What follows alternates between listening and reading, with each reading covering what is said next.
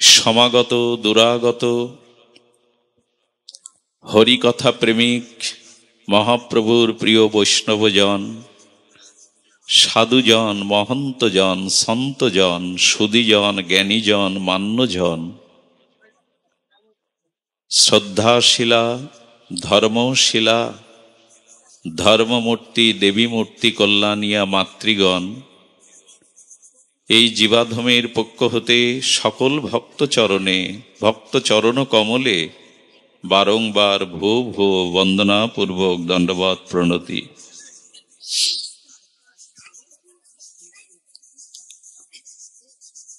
যেখানে যেখানে ভগবানের দিব্য নাম রূপ মহিমা লীলা কথা কীর্তিত হয়, শ্রীমদ ভক্তিযোগ্য ভাগবতীয় কথা সুধাযোগ্য, যেখানে সাধু মুখে সাধু সমাগমে কীর্তিত হয়, সেখানে ভগবান কিরূপে উপস্থিত হয়ে ভক্তগণকে কৃপা করেন। যথাযথ বৎসতরা গোসুতং বৎসতরা, যেমন গাভী মায়ের স্নেহবৎসল বৎসটি সামনে কোলে করে কেউ নিয়ে গেলে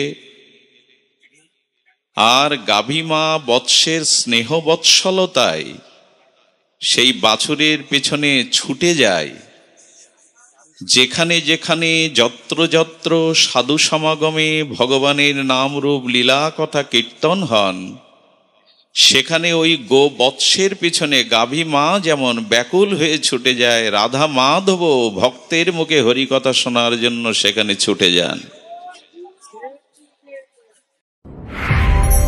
আপনারা এখন দেখছেন সনাতন মিডিয়া।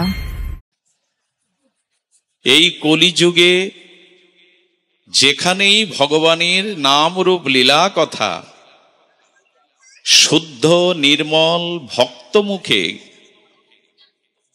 আর ভগবানের গুণগাথা কীর্তিত হবে, আলোচিত হবে, সেখানে বৎসের পিছনে গাভী মায়ের যেমন ব্যাকুল হয়ে ছুটে যাওয়া, রাধা মাধব এমনি করেই ছুটে যাবেন। তো সেই হরিকথা যজ্ঞের ভাগবতীয় যজ্ঞে আমরা আসবার সৌভাগ্য প্রাপ্ত হয়েছি।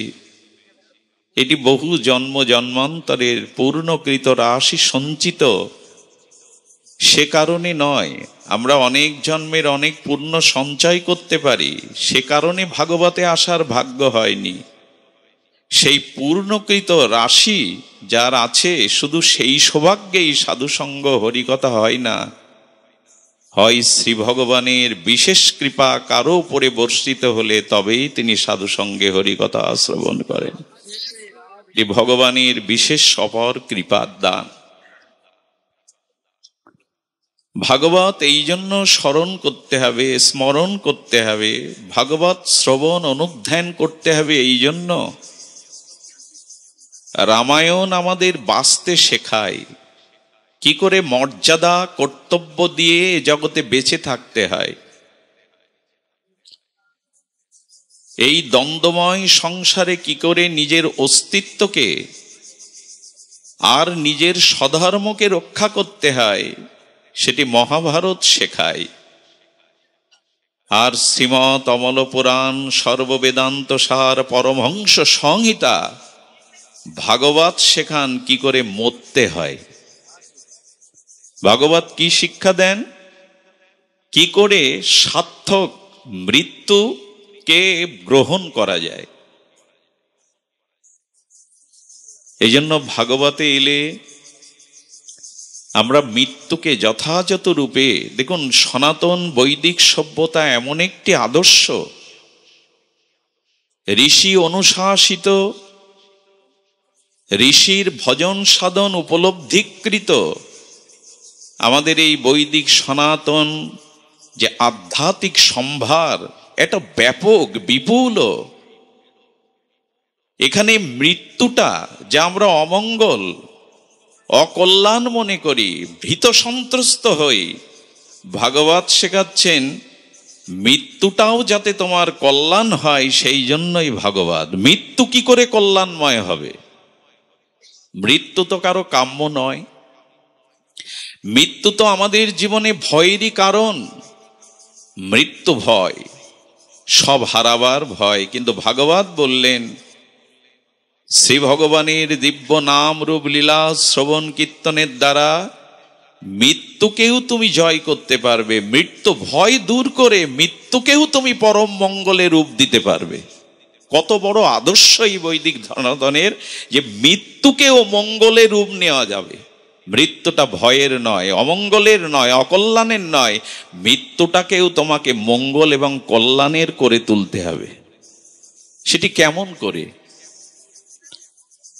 কবিরাজ কৃষ্ণ গোস্বামী পাদ তার অনবদ্য স্বর্ণ লেখনী ফলকে শ্রী চৈতন্য চরিতামৃতে ঠাকুর হরিদাস প্রসঙ্গে বলছেন, হরিদাসের বিজয় উৎসব যে কইল দর্শন। হরিদাসের অপ্রকটকে, চলে যাওয়াকে কি নাম দিলেন? কারো মৃত্যু কখনো বিজয় উৎসব হয়? কারো মৃত্যু কি কখনো বিজয় উৎসব হয় গো?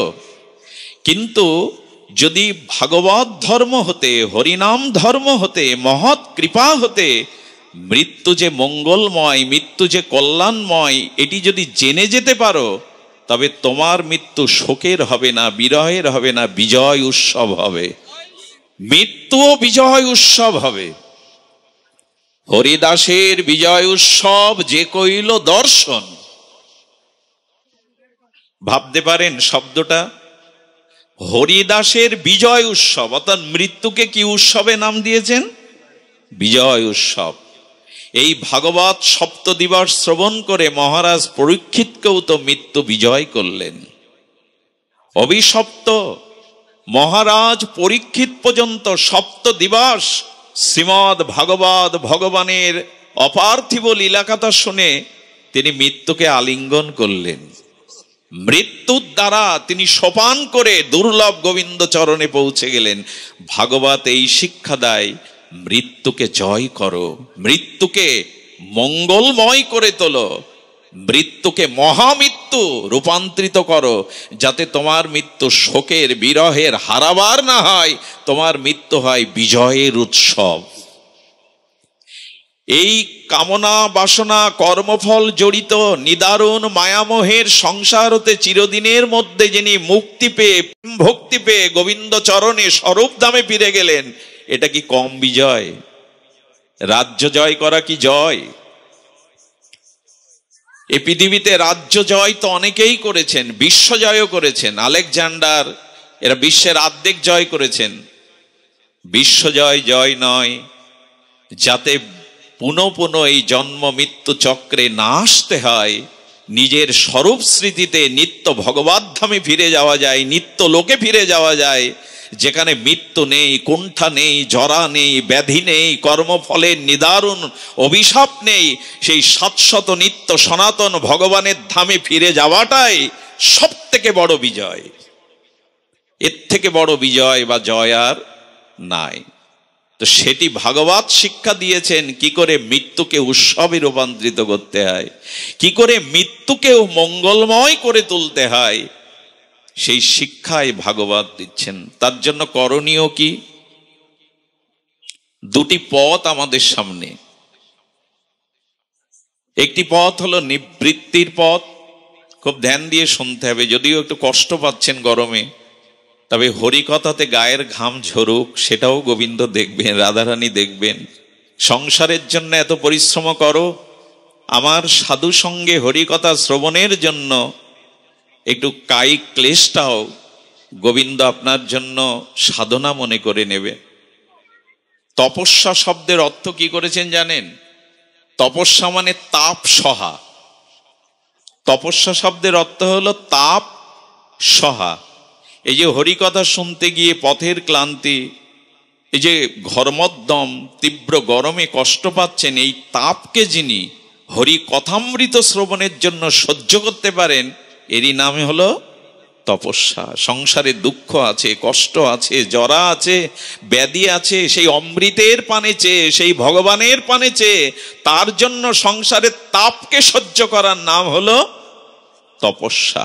আপনারা এখন কি করছেন?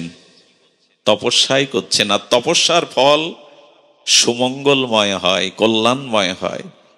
সংসারের জন্য সারা জীবন পরিশ্রম, মাথার ঘাম পায়ে ফেলে যাদের জন্য সব করেন, তারা আপনাকে কল্যাণ দিতে পারে না, পরা শান্তি দিতে পারে না। তপস্যার ফল হলো পরা শান্তি, পরা প্রাপ্তি। একটু কষ্ট স্বীকার করুন। আমাদের সম্মুখে দুটি পথ। আমাদের ব্রহ্মসূত্র, বেদান্ত সূত্র, উপনিষদাদি বলছেন তোমার সম্মুখে দুটি রাস্তা ভগবানের কাছে ফিরে যাওয়ার, মৃত্যুকে জয় করার, মৃত্যুকে বিজয় উৎসবে রূপান্তরিত করার। ধ্যান দিয়ে শুনুন। একটি পথ নিবৃত্তির আর একটি পথ প্রবৃত্তির। একটি নিবৃত্তির পথ, আরেকটি হলো প্রবৃত্তির পথ। নিবৃত্তির পথ কাকে বলে? দেহ সুখ, আত্মসুখ, সংসার সুখ সব কিছু পরিত্যাগ করে জীবন যৌবন যথাসর্বস্ব ভগবানের চরণে নিবেদিত আত্মা হয়ে ভগবানের হয়ে যাওয়া, আত্মসমর্পিত জীবন যাপন করা, এই জীবনকেই বলে জয়রাধে। এটা আমার কাছে একটু ভাগবতে নিয়ে নিয়ে বসো না, বস। তো এই যে ত্যাগ, একটু ধ্যান দিন। নিজের সর্বস্ব জলাঞ্জলি দিয়ে ভগবত চরণে, শ্রীগুরু চরণে সমর্পিত হয়ে যে ত্যাগের পথ, এটার নাম নিবৃত্তি। সেটা আমাদের সবার পক্ষে সম্ভব নয়।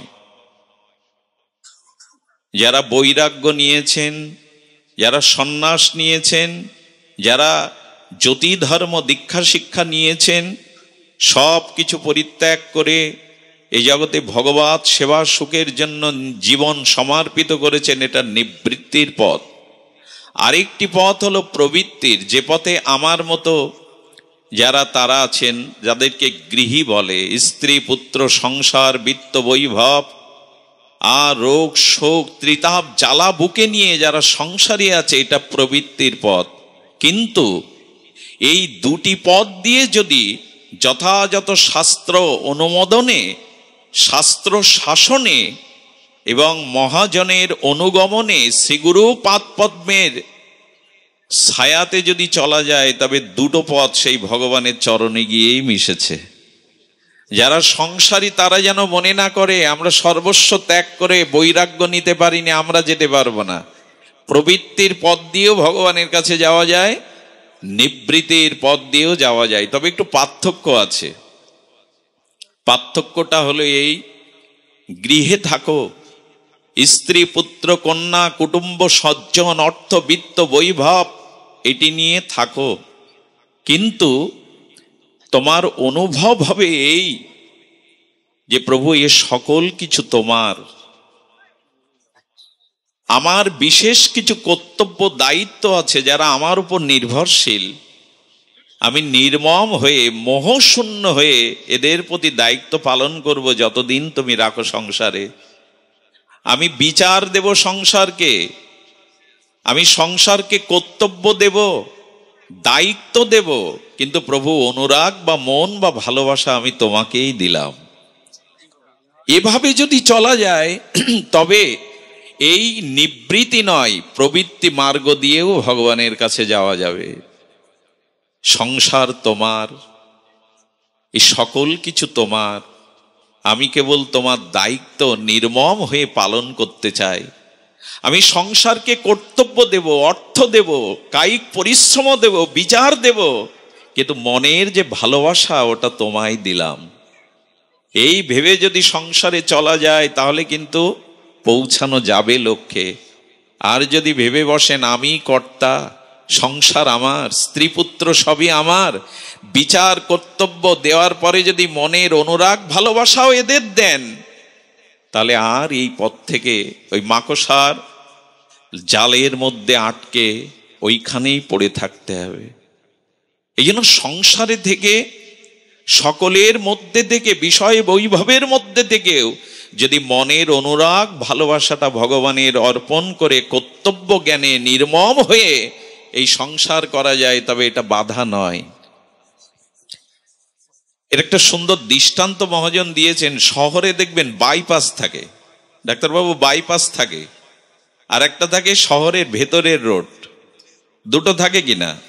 সাধারণের জন্য যে রোডটার একটা বাইপাস তৈরি করে সরকার।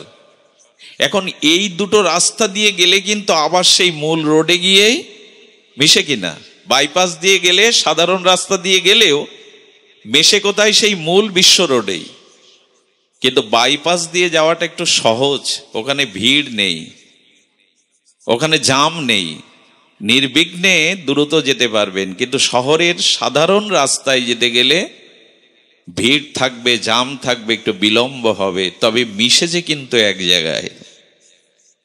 এই জন্য সংসারে থাকো, স্ত্রী পুত্র বিত্ত বৈভব নিয়ে থাকো, কিন্তু একটু নির্মম হও। নির্মম মানে মমতাকে ভগবানের প্রতি দাও, সংসারকে বিচার দাও, কর্তব্য দাও।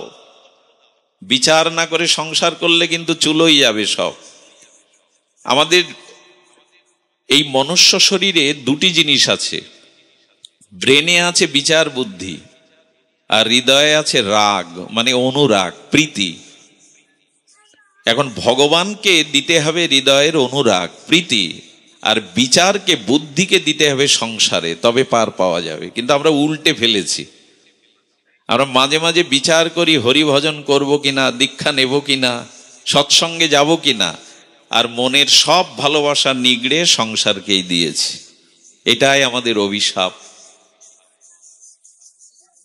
এটাই আমাদের বন্ধনের কারণ। মুক্তির পথে, শ্রেয়ের পথে, কল্যাণের পথে এটাই বাধা। সব সংসারকে দিও না, বড় ভুল হয়ে যাবে। আমরা তো ভুল কত জন্ম করে বসেছি। আমি আমার এই অভিমান নিয়েই, নিজে কর্তা সেজে এই অভিমান নিয়ে আছি।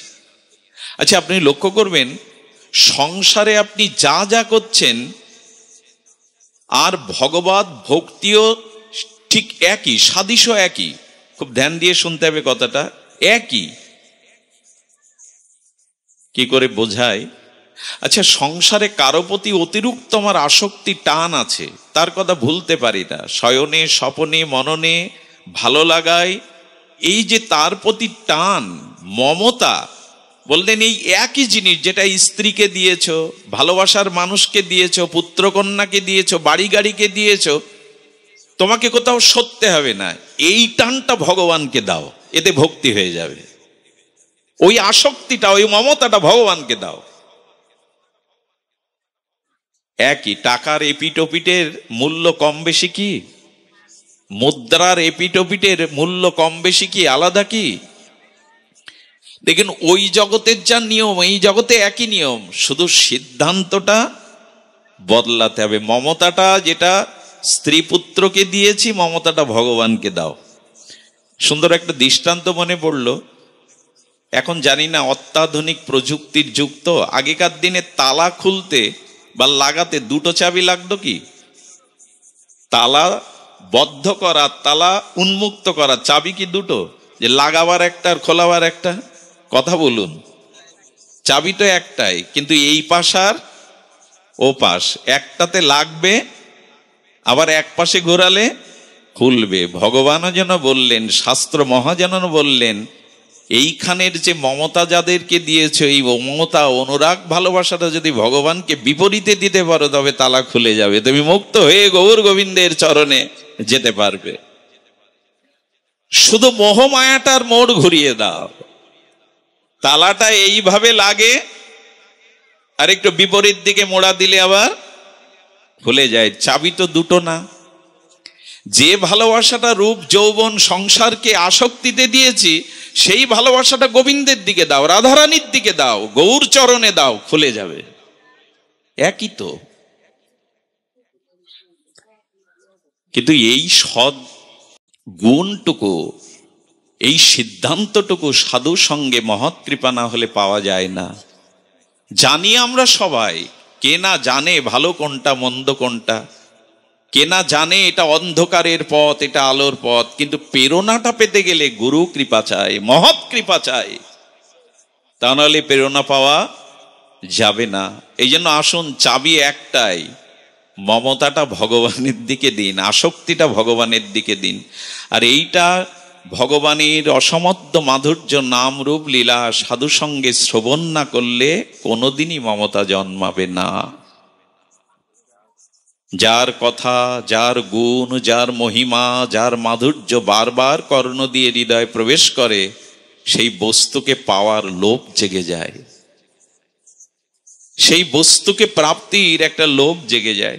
দেখুন, ভয়ের কারণ কি? আজ আমরা নির্ভয় নয় কেন? ভাগবত বললেন, মন্ন অকুত নির্ভয় অশ্চুতস্য পাদাম্বুজ উপাসনামাত্র নিত্যম।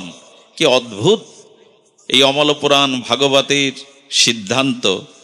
উদ্বিগ্ন বুদ্ধির সাদাত্মা ভাবাদ বিস্মাত্তানা যত্র নিবর্ত তেভি। আহা, অমল পুরাণ শ্রীমদ ভাগবতে পরমহংস কুলতিলক সুখদেব গোস্বামী বললেন, দেহ কুটুম্বিতে আত্মা এবং আত্মীয় ভাবনা হেতু তোমার চিত্ত উদ্বিগ্ন। কি সমাধান! মন অকুত নিশ্চয় নির্ভয় অশ্চুতস্য পাদাম্বুজ উপাসনা মাত্র নিত্যম। ধ্যান দিন শব্দের দিকে। উদ্বিগ্ন বুদ্ধির সদা আত্মভাবাদ বিস্মাত্মনা যত্র নিবর্ততে ভি। এই সরলার্থ কি? দেহ এবং কুটুম্বতে আত্মা এবং আত্মীয়তা ভাবনা, এ কারণেই আমাদের উদ্বিগ্নতা। অতিরিক্ত বেশি আসক্তি আমরা দেহ, স্ত্রী, পুত্র, সংসারকে দিয়ে বসেছে, এই জন্য উদ্বিগ্নতা ওখান থেকেই আসে। কিন্তু যদি সেই অচ্যুত ভগবানের একটি দিব্য নাম, কেন জানেন? যে চরণ আশ্রয় করলে আর কখনো চ্যুত হবে না, আর কখনো পতিত হবে না। আহা, কি নাম দিয়েছেন ভগবানের! অচ্যুত মানে যার চরণাশ্রয় করলে, যার চরণকে হৃদয়ে ধারণ করলে আর কখনো সংসার পথে পড়ে যাবে না, চ্যুত হবে না, বিচ্যুতি হবে না, এরই নাম অচ্যুত। অর্জুন গোবিন্দকে চরণকে শোভে দিল বলে তো অর্জুন চ্যুত হয়নি, পতন হয়নি। এই বিদ্যা আমরা কবে শিখবো যে অচ্যুত ভগবানের চরণ ভাবনা করলে আমার আর চ্যুতি নেই, বিচ্যুতি নেই, পতন নেই। যাদের ধরেছি সেখানে পতন আছে। এই জন্য বলছেন, উদ্বিগ্ন বুদ্ধির সদা আত্মভাবাত। তুমি স্ত্রী পুত্র দেহকেই নিজ ভেবে, আমি ভেবে আত্মবুদ্ধি করে বসেছ, মমতার বন্ধনে পড়েছ। বিশ্বাত্মা যত্র নিবর্তত তেভি। বিশ্বাত্মা ভগবানকেই মমতা দাও, আসক্তি দাও। যদি দিতে পারো তবে তুমি মুক্ত হবে। ইকোটা দিও না, এই যে অপারেটর যে ইকোটা বন্ধ করে। আচ্ছা, ভগবানের চরণে কারো প্রীতি উপজয় হয়েছে, প্রীতি অর্পিত হয়েছে, বুঝবার 8টি লক্ষণ। খুব ধ্যান দিয়ে শুনুন। যদি রাধারানী চরণে, শ্রী গৌর গোবিন্দ চরণে আপনার কিঞ্চিত হৃদয়ের স্নিগ্ধ প্রীতি ভালোবাসা অর্পিত হয়, তবে আপনি 8টি লক্ষণ দ্বারা তা বুঝবেন। এই লক্ষণগুলি যদি আমাদের মধ্যে না থাকে, বুঝতে হবে ভগবানে আমার প্রীতি আজও অর্পিত। এটা লোক দেখানো, বাইরের, আমি প্রীতিটা দিতে পারিনি। প্রীতি যদি ভগবানে অর্পিত হয়, তাহলে প্রথম লক্ষণ,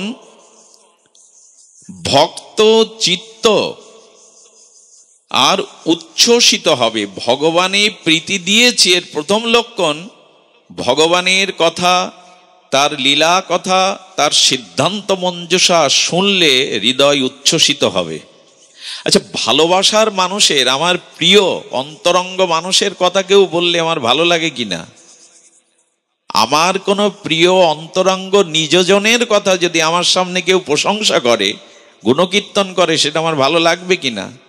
আমার সন্তানটার কেউ প্রশংসা করছে আমার সামনে, এটা আমার ভালো লাগার কারণ কিনা? প্রথম লক্ষণ হলো ভগবানের প্রীতি আছে কিনা, যে ভগবানের নাম রূপ লীলা কথাতে আমার হৃদয় উচ্ছ্বসিত হয় কিনা। পূর্ণ পূর্ণিমার চন্দ্র নীলিমায় উদয় হলে নদ নদী সমুদ্রের জল দেখবেন উচ্ছ্বসিত হয়ে ওঠে। উচ্ছ্বাস হয় কিনা পূর্ণিমার দিন? পূর্ণিমার পূর্ণ চন্দ্রের আকর্ষণে সমুদ্র বা নদ নদীর জল স্ফীতি পায় এবং বেলাভূমি অতিক্রম করে তাদের তরঙ্গগুলো ছাপিয়ে যায়। চাঁদ কোথায় আর নদ নদী কোথায়? একজন আকাশে, একজন পৃথিবীতে, কিন্তু ওই আকর্ষণে তার ভেতরে উচ্ছ্বসিত তরঙ্গ আসে। ঠিক তেমনি আপনার ভগবৎ চরণে প্রীতি নিবেদন হয়েছে, বোঝা যাবে যদি ভগবানের গুণকথায় আপনার হৃদয় উচ্ছ্বসিত হয়ে ওঠে। আর সেটা আপনাদের দেখে বোঝা যায়। এই যে এত বিজ্ঞজন প্রাজ্ঞজন সংসার কর্ম ফেলে আপনারা মাটিতে রৌদ্রে দাঁড়িয়ে কত কষ্ট কায়িক পরিশ্রম করে এই হরিকথা শুনছেন, এতে বোঝা যায় ভগবানকে ভালো না বাসলে তার কথা আপনাদের এত প্রিয় লাগতো না, এত ভালো লাগতো না। এক মা চোখের জলে এসছেন কুষ্টিয়া থেকে পাঠ শুনতে, আরে কুয়াকাটা থেকে একজন এসেছে হরিকথা শুনতে। এটা ভালোবাসার টানে ছাড়া কেউ আসে? ভগবানকে যে আপনি টেকনাফ কত দূর থেকে এসছেন, তারা এটাই প্রমাণ করে ভালোবাসার প্রীতির 8টি লক্ষণে হলো যে তার নাম রূপ লীলাতে হৃদয় উচ্ছ্বসিত হবে। এটি যদি না হয় জানবেন প্রীতি সঞ্চার হয়নি। দ্বিতীয় হলো মমতা দ্বারা শ্রী ভগবানের বেষ্টিত করা। দেখবেন প্রীতির দ্বিতীয় লক্ষণ হলো মমতা। যার কথা শুনছেন, যাকে ভালো লাগছে, যার কথা শ্রবণে চিত্ত উচ্ছ্বসিত হচ্ছে, ধীরে ধীরে সেটা দেখবেন মমতায় রূপ নেয় কি না? কই আপনাদের সাথে আমার তো কোনো ব্লাড কানেকশন নেই, কোনো চাওয়া পাওয়ার সম্পর্ক নেই, কিন্তু মুখগুলো দেখলেই মনে হয় কোথায় একটা মমতা জড়ানো আছে, ভালো লাগা জড়ানো আছে। এটা কেন? কারো প্রতি যদি, ওই যে বললাম, তার নাম রূপ লীলা গুণের প্রতি যদি হৃদয় উচ্ছ্বসিত হয়, ধীরে ধীরে ওটা মমতায় রূপ নেয়, ধীরে ধীরে মমতা আসে। আর ভগবৎ প্রীতির দ্বিতীয় লক্ষণ হলে মমতা। মমতাটা মাখনের মতো, ওইটা একবার হাতে মেখে নিলে না সফট, এত কোমল, ওটা উঠতে চায় না। তেমনি মমতাটা এমন, আমি চাই তার থেকে দূরে সরে আসতে, মনের ভাবনা থেকে দূরে সে আসতে, কিন্তু উঠতে চায় না, ছাড়তে চায় না। এরই নাম মমতা। যখন ভগবানের জন্য আপনার এইরকম মমতা জন্মাবে, জানবেন ভগবৎ চরণে আপনার প্রীতি উপচয় হয়েছে। মমতা। দুধটা কিন্তু মাখলে ধুলে উঠে যায়, কিন্তু মাখনটা, দুধেরই তো পরিণতি মাখন, দুধের পরিণতি কিনা মাখন, কিন্তু মাখনটা মমতা, বেশি সফট কোমল, ওটা হাতে একবার জড়িয়ে গেলে সহজে ওটা উঠতে চায় কি? একই তো দুধের পরিণতি, দুধ উঠবে, ওটা উঠবে না কেন? দুধ থেকে পরিপাক হয়ে আরো উন্নত অবস্থা হয়ে মাখন হয়েছে। তো যার নাম রূপ লীলা ভালো লাগে, হৃদয় উচ্ছ্বসিত হয়, সেটা ধীরে ধীরে মমতায় রূপ নেয়। আর মমতা জড়িয়ে থাকতে চায়, মমতা ছাড়াতে চায় না। তৃতীয় লক্ষণ হলো বিশ্বাস যুক্ত হয়ে যায়। ভালোবাসা প্রীতি যদি ভগবানে যায়, তখন ভগবানের প্রতি আপনার একটা সুদৃঢ় বিশ্বাস আসবে, তিনি তো আছেন, আমার ভয় কি? বিশ্বাস কিন্তু মুখে বলার জিনিস না। আচ্ছা, বিশ্বাস শব্দের অর্থ কি? বিশ্বাস কাকে বলে? যদ্যপি শাস্ত্রে বলেছেন সাধু শাস্ত্র বাক্যে সুদৃঢ় নিশ্চৈতিকা বুদ্ধির নাম বিশ্বাস, কিন্তু বিশ্বাস শব্দের আরেকটি সরলত্ব আছে, অপূর্ব। শুনুন, একটু ধ্যান দিয়ে শব্দটা মনে নিয়ে যান। বিশ্বাস বিশ্বাস আমরা বলি, কিন্তু বিশ্বাস কাকে বলে? বিরুদ্ধ ভাবের দ্বারা যা আক্রান্ত না হয় তার নাম বিশ্বাস। বিরুদ্ধ ভাব কর্তৃক যা আক্রান্ত হয় না। আজকে কি বার? কার্তিক বাবা, আজ কি বার? বুধবার। এখন বৈকালিক সময়, তাই তো? এখন কেউ যদি বলে আজ বৃহস্পতিবার, এখানে সবাই বলছে বৃহস্পতিবার, এখন সকাল, এই বিরুদ্ধ ভাবটা আপনি মেনে নেবেন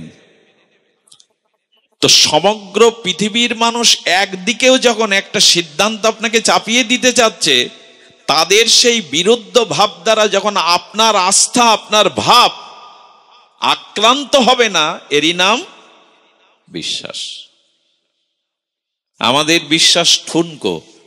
আপনি আমাকে ভালোবাসেন, ভালো চেনেন, এখন আমার কথা কেউ আপনাকে বললো উনি ভালো, কিন্তু ওনার এই এই দুর্গুণ আছে আপনি জানেন না, বলে তাই নাকি? যেদিন জানলেন সেদিন থেকে আপনার আস্থা নড়ে গেল। আমি কিন্তু জানতাম না ওনার ভিতরে এই দুর্গুণ আছে, একে বিশ্বাস বলে না। বিরুদ্ধ ভাব কর্তৃক যা আক্রান্ত না হবে, পৃথিবী একদিকে গেলেও আমার দৃঢ়তা, আমার নিশ্চয়তা নড়বে না এক চুলো, এরই নাম বিশ্বাস। আর এই বিশ্বাস যদি অপদার্থের উপরেও করেন, সেই অপদার্থের কিছু দিতে পারবে না, কিন্তু আপনার বিশ্বাস আপনাকে দড়িয়ে নিয়ে যাবে। বিশ্বাসে মিলাই বস্তু কথাটার অর্থ এই। ঘটনা মনে পড়ে ভাগবতের। এক আচার্য চাতুর্মাস্য ব্রতের শেষ মাস, নিয়ম সেবা মাসে তার শিষ্য ছিলেন রাজা রানী। রাজার বাড়িতে চলে আসতেন ওই এক মাস নিয়ম সেবা, কার্তিক ব্রত, চাতুর্মাসের শেষ অন্তিম মাস পালন করতে। গুরুদেবকে সাক্ষাৎ ভগবানের কৃপাময় করুণাময় মূর্তি মনে করে সাক্ষাৎ ভগবত জ্ঞানে, ব্রহ্মা বিষ্ণু মহেশ্বর জ্ঞানে সেবা করতেন রাজা রানী। রানীর ঋতুচক্রে গুরুদেবের কাছে সেবা করতে যেতে পারছেন না, তাই তার রানীর যে সেবিকা ছিল যুবতী সুন্দরী, তাকে দিয়ে গুরুদেবের পাদ্য অর্ঘ্য, গুরুদেবের অর্চনের বস্তু পাঠিয়ে দিল। শ্রী গুরুদেব সেই সুন্দরী রানীর দাসীকে দেখে তার ভেতরে কামনা জেগে উঠল, প্রস্তাব দিল, আমি তোমাকে স্ত্রী রূপে গ্রহণ করতে চাই। এবং এই মুহূর্তেই তাকে স্ত্রী রূপে গ্রহণ করলেন। বিবাহ তো 8 প্রকার, রাক্ষস বিবাহ আছে, গন্ধর্ব বিবাহ আছে, নানান প্রকার। তো এক প্রকার বিবাহ করে বললেন, আমি রাজি নই, রানীমা আমাকে বিতাড়িত করবে, এটা অন্যায়। বললেন, রানীমা আজ থেকে তোমাকে গুরু মা রূপেই শ্রদ্ধা করবে, বসো। পাশে বসালেন। রানীমা পুষ্প স্নান করে 2 দিন পরে রাজা এবং রানী যখন দেখতে এলেন, দেখলেন তারই দাসী গুরুদেবের শয্যা সঙ্গিনী হয়ে, অর্ধাঙ্গিনী হয়ে বসে আছে। উনি মুখ ফিরিয়ে চলে যাবেন। রাজা বললেন, ভুল করছো, গুরুদেবের প্রতি বিশ্বাস হারিও না, উনি আজও আমাদের কাছে ভগবান, উনি আমাদের গুরু মা, এসো তার চরণ সেবা করি। এটা বলা সহজ, মেনে নেওয়া এই বিশ্বাসটি খুব কঠিন। বিরুদ্ধ ভাব দ্বারা উনি আক্রান্ত হননি রাজা। 1 মাস গুরু মাতা জ্ঞানে গুরুকে পূর্ণ শ্রদ্ধায় সেবা করলেন। 1 মাস পরে গুরুকে রথে করে যখন আশ্রমে পৌঁছে দিচ্ছেন, বনের মধ্যে গুরুদেব বললেন, বনের কিছু ফল পাও তো, দেখো আমার বড় ক্ষুধা লেগেছে। রাজা এক ঋষির আশ্রম থেকে, বৃক্ষ থেকে চেয়ে এনে গুরুদেবের জন্য একটা ফল আনলেন। কিন্তু গুরুদেব সংশয় আত্মা হওয়ায় চিন্তা করছে, আমি যে কর্ম করেছি রাজা বিষ ফল খাই আমাকে মারবে না তো। দেখবেন যার চিত্তে অপরাধ বোধ আছে, সে সম্মুখে যা দেখবে তার দুর্বলতা কাজ করবে। আমি যদি কোনো অপরাধ করি আর আমার সামনে 2 জন যদি কথোপকথন বলতে থাকে, মনে হবে ওরা আমার কথাই বলছে। কারণ অপরাধ চিত্তটা বড় দুর্বল হয়ে যায়, চারিদিকেই দেখে তার দুর্বলতার ছায়া, ওরা আমাকে নিয়েই বলছে, অথচ তারা অন্য কথা বলছে। এজন্য চিত্ত দুর্বল হয়ে যায় অপরাধ করলে, বিচার দুর্বল হয়ে যায়, দৃঢ়তা দুর্বল হয়ে যায়। রাজা তখন বলছেন, এই ফলের নাম না জানলে তো আমি পেতে পারি না বনফল। ঋষির কাছে ফিরে গিয়ে রাজা বললেন, আমার শ্রীগুরু মহারাজ ফল খেতে চাওয়ার আগে নাম জানতে চেয়েছেন। ঋষি একটু স্মিত হেসে বললেন, গুরুদেবকে ফলটা কাটতে বলো, ওর মধ্যেই নাম লেখা আছে। গুরুদেব যখন ফলটা 2 ভাগ করলেন, দেখছেন একদিকে দেখছেন রাজার রানী দিব্য ভগবানের পুষ্পরথ হটে বৈকুণ্ঠে চলেছেন, আর এই গুরুদেব আর তার যে সঙ্গিনী তারা নরকগামীর দিকে চলেছেন, জমালয়ে চলেছেন। মাঝখানে ফলের নাম লেখা রয়েছে কর্মফল। কর্মফল। এরা বিশ্বাস হারায়নি, বিরুদ্ধ ভাব দ্বারা এদের বিশ্বাস আক্রান্ত হয়নি। ওই শ্রদ্ধা বিশ্বাস তাদের তোরে নিয়ে গেল, যার প্রতি বিশ্বাস করলো তার পতন হয়ে গেল। বিশ্বাস এত বড় জিনিস। এই জন্য যার প্রতি একবার আস্থা বিশ্বাস এনেছেন, সৎ সাধু বিশ্বাস হারা হবেন না, বিশ্বাসই আপনাকে লক্ষ্যে পৌঁছে দেবে। এই জন্য বললেন, প্রীতি বা ভালোবাসার একটা লক্ষণ হলো বিশ্বাস যুক্ত করে দেয়। যাকে ভালোবেসেছেন, যাকে মন দিয়েছেন, তার প্রতি একটা প্রগাঢ় বিশ্বাস আছে, সে আমাকে ক্ষতি করবে না, সে ঠকাবে না। আচ্ছা, প্রিয় বা অতিশয় প্রিয়তা দ্বারা অভিমান বিশিষ্ট সৃষ্টি করে। এই দেখুন প্রীতির লক্ষণ কটা বললাম? 8টা। আমরা 4-এ এসছি। প্রিয়তা অতিশয় দ্বারা অভিমান সৃষ্টি করে। যার প্রতি খুব প্রীতি আছে, ভালোবাসা আছে, মাঝে মাঝে প্রীতির অতিশয়োক্ত দশায় অভিমান আসে তার প্রতি।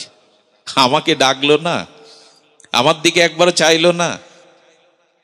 বুঝতে পারছেন তো? প্রীতির লক্ষণে 4 নম্বর লক্ষণ হলো প্রীতি অতিশয় সুপ্ত, নিবেদিত হতে হতে তার প্রতি একটা অভিমান চলে আসে কিন্তু যাকে ভালোবাসা যায় না তার প্রতি অভিমান আসে। এর মাঝে মাঝে মন্দিরে গিয়ে বাবাদের মতো যারা, তারা গোবিন্দকে বলে, বলো আজকে তোমার মুখ শুকনো কেন, হাসছো না কেন? ভগবানের সাথে আজকে তোমার কি সেবা পেতে ইচ্ছা করতে, বলো না। তারা তাদের মতো করে কেমন জানেন অভিমান মাঝে মাঝে আসে। পরমহংস কলকাতা মহানগরীর বুক চিরে ভাগীরথী গঙ্গা বয়ে গেছে, তারই তীরে দক্ষিণেশ্বর রানী রাসমণির অনবদ্য এই সৃষ্টি। তো মা ভবতারিণীর মন্দিরে ঠাকুর রামকৃষ্ণ অন্নের প্রসাদের থালা নিয়ে বলতেন, মা খা। ওই তার মন্ত্র, মা খা, খেয়ে নে। কি মন্ত্র দেখুন, কি ভাব দেখুন। ও তার মানে আমার হাতে আজ খাবি না। কেন খাবি না? আমি খাইনি বলে? তো ঠিক আছে, আমি খাইনি তো আমি আগে খেয়ে নি বলে নিজের মুখে অন্ন তুলে দিয়ে এটো হাতে বলছেন এবার খবরদার, এসব আবার আপনি করতে যাবেন না। ওই স্তরে না উঠলে এগুলো বাতুলতা মাত্র। অধিকারী হতে হয় তো। রাজাই কেবল রানীর শয়ন কুঠিরে অন্দরমহলে ঢুকতে পারে, বাইরের লোক পারে না। ওখানে যে কোনো লোকের প্রবেশ অধিকার নাই। এই জন্য যাকে ভালোবাসা যায়, যাকে প্রীতি করা যায়, অভিমান অতিশয় স্নেহের কারণে, মমতার কারণে তার প্রতি অভিমান। আমার দিকে একবারও তাকালো না, অভিমান কাজ করে। আর অভিমান প্রিয়জনের কাছেই কাজ করে। আর কি করে? বিলসিত করে। বিলসিত মানে দেখবেন একটা বিলাস ভাব এসে যায়। যাকে ভালোবাসা যায় তার প্রতি একটা বিলাস মানে তার সাথে খুব অন্তরঙ্গ মুহূর্তগুলো ভাগ করতে ইচ্ছা করে। অন্তরঙ্গ মুহূর্তগুলো। এই জন্য তো এই বিন্দাজির কাছে আমরা কি নিবেদন করি? এই মনের অভিলাষ বিলাস কুঞ্জে দিও বাস। বিলাস মানে কি জানেন? একান্ত তিনি যেখানে, আর রসব্রহ্ম রসিক শেখা রসিকেন্দ্র মৌলি যে রসময় লীলা করেন, সেই রসময় বিলসিত স্থানে যেতে ইচ্ছা করে, তাকে নিয়ে বিলাস করতে ইচ্ছা করে। মাঝে মাঝে আছে না, প্রিয়দের নিয়ে পার্কে যাওয়া, বেড়াতে যাওয়া, দার্জিলিংয়ে যাওয়া, এটা বিলাস আসে। আর এই ভগবানকে প্রীতি করলে একটা বিলসিত ভাব তার মধ্যে এসে যায়। আর একটা কি হয়? প্রচুর লোভের জন্ম হয়। লোভ নরকের দুয়ার না। ওই যে তালার চাবিটা যদি উল্টো দিকে যায়, খুলে গেল। লোভ থাকুক, তবে লোভ ভগবানের ভজনে থাকুক, ভগবানের রূপে থাকুক, ভগবানের মাধুর্যে থাকুক, তার লীলাধাম বৃন্দাবনে থাকুক। লোভ না হলে কিন্তু, লোভের একটা সংজ্ঞা হলো কি, যা নিয়ম বিধি মানে না তারই নাম, সব নিয়মকে লঙ্ঘন করে। লোভ যদি প্রচুর হয়, এই জন্য গোপীরা দেখা যায় তারা বৈদিক কোন শাস্ত্রের নিয়ম। আচ্ছা, লোভ অতি হলে কি হয় জানেন? এটো খাওয়ানো যায় ভগবানকে। আপনি পারবেন? স্বাভাবিক আপনার গালের এটো খাওয়াতে পারবেন? গোপীরা বা রাধারানী তম্বুল চর্বিত করে গোবিন্দের গালে তুলে দিত, এই নাও খাও। পারবেন আপনি? লোভ জাগে। লোভ জাগে মানে ভেতরে লোভ হয়। যদি আমিও এমন করে তাকে ভালোবাসতে পারতাম। সকারা যেমন কাঁধে চড়েছেন, কাঁধে উঠেছেন, এটো ফল খাইয়েছেন, এই ফলটা মিষ্টি, এটা আমি তাকে খাওয়াবো। এই যে লোভ আমাদের যদি একটু ওই দিকে ঘুরে যায়, তবে লোভ সাধুসঙ্গ, হরিকথা, ভগবত সেবায় যদি লোভ জেগে যায়, লোভ জাগবেই। যার প্রতি ভালোবাসা আছে তার প্রতি লোভ জাগবেই। প্রচুর লোভ শব্দটা দিয়েছেন গোস্বামী, প্রচুর লোভ জাগবে। লোভ জাগে না ভালোবাসা হলে তাকে কিছু দিতে, হ্যাঁ, যেভাবে হোক সবার চোখ ফাঁকি দিয়ে তার কাছে যেতে, লোভ তো জাগবেই, লোভ তার ভিতরে বাড়বেই। এই জন্য গোস্বামীবাদ বলেছেন লোভাত কিনে নাও। সেই কৃষ্ণ প্রেমকে, ভাগবত প্রেমকে, ব্রজ প্রেমকে লোভের দ্বারা কিনে নাও। মূল্য একমাত্র লোভ। কবে আমার লোভ হবে সাধু কথায়, হরি কথায়, ভগবানের লীলায়, ভগবানের রূপ দর্শনে কবে আমার লোভ হবে? এই লোভ জাগাতে হবে, প্রচুর লোভ তার ভেতরে জাগবে। আর ষষ্ঠ লক্ষণ হলো প্রতি ক্ষণে, প্রতি মুহূর্তে নব নব নূতন নব অনুরাগ বাড়বে ভগবানের প্রতি। একটু আগে দেখেছেন মন্দিরে ভগবানকে, পরেক্ষণে গিয়ে দেখবেন আগের থেকে আরো নূতন, আগের থেকে আরো মধুর। এটা কখন হয় জানেন? আপনারা কখনো সমুদ্রের তীরে যাবেন, সেটা দীঘা হোক, কক্সবাজার হোক বা কুয়াকাটা হোক, যেখানে হোক, ওইখানে অস্তগামী পশ্চিম দিগন্তে সূর্যের অস্ত যাওয়ার যে পূর্ব মুহূর্ত গোধূলি, এই গোধূলিতে একবার ওই দিকে তাকাবেন, দেখবেন পূর্ব দিগন্তটা নিত্য নব অনুরাগে রং বদলায়, মুহুমুহ রং বদলায়। সাহিত্যিকরা এটি বর্ণনা করেছেন, দেখবেন অস্তগামী সূর্যের পূর্ব মুহূর্তে, যাকে গোধূলি বলা হয়, ঠিক সূর্য অস্ত যাওয়ার আগে পূর্ব দিগন্তটা নব অনুরাগে নূতন নূতন রঙের আকার ধারণ করে, মোহ। ঠিক তেমনি ভগবানের প্রীতি আসলে প্রতি ক্ষণে ক্ষণে ভগবানকে নিত্য নবায়নমান মনে হয়, পুরানো মনে হয় না।